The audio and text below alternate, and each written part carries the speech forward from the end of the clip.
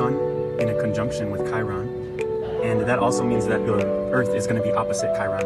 So there's going to be a lot of themes of this wound inside of us, right? The wounded healer inside of us. The part of us that wants to heal others actively, yet refuses that same healing for ourselves.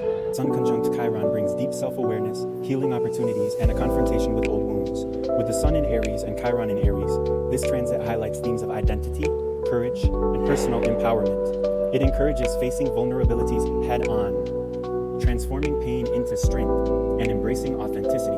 This is a powerful time for self-discovery, leadership, growth, and breaking free from limiting narratives. Here's our geocentric chart today. You see the Sun up close with Chiron, and we're also heading into a square with Mars. So those themes are going to start to become more prominent as the days go by. But the two main things I want us to look at is the Uranus and Saturn sextile, with us being at the midpoint of that. So there's a lot of, it feels like a magnifying glass on our wounds. That's basically what it feels like. There's, on one side we have the restriction of Saturn, on the other side we have the freedom of Uranus, okay? And then the other thing that I want us to look at is the Moon in Libra, which is quintiling with Mars and aspecting harmoniously in that way. So relationships, are they being honored? Are boundaries being honored in relationships? And that question really doesn't come from any other person but you, which is the Sun. Earth and Moon opposition Chiron. A heliocentric Earth-Chiron opposition highlights a global reckoning with deep wounds related to relationships, justice, and identity.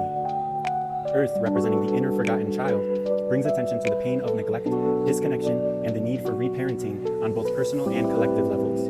Collective healing may arise through facing painful truths, fostering empathy, and seeking balance, which is going to be very important with this full moon coming up in Libra, between independence and connection.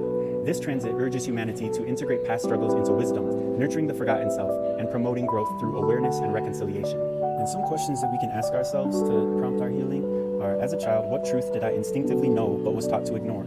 How has that affected my ability to trust myself today? What childhood wound still influences my self-worth? How can I show my inner child the love and validation that they needed back then, now? And finally, if my younger self could speak to me now, what would they ask for? How can I meet that need in my present life? And I'm going to be honest, I already know what I'm going to do for my inner child today, and that is play Pokemon Crystal Clear. I love Pokemon Crystal. That was like the first Pokemon game that I ever played, and it has a very special place in my heart. It was the first one I ever completed. You know what I mean? So, yeah, you know what I mean. So I'm looking forward to it, man. Looking forward to it. So check it out, y'all. This is my astrology planner. It's officially available on Amazon, but just to let you know, it's not actually this big. It's actually like 6 by 9 inches. I edited it.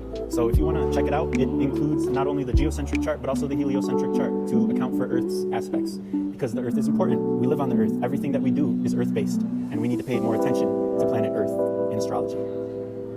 That's my mission. That's my goal. That's my daemon. That's my passion. You know what I mean? Like, I love the Earth. I love Earth. It's, you know? All right. So I hope you enjoyed the video.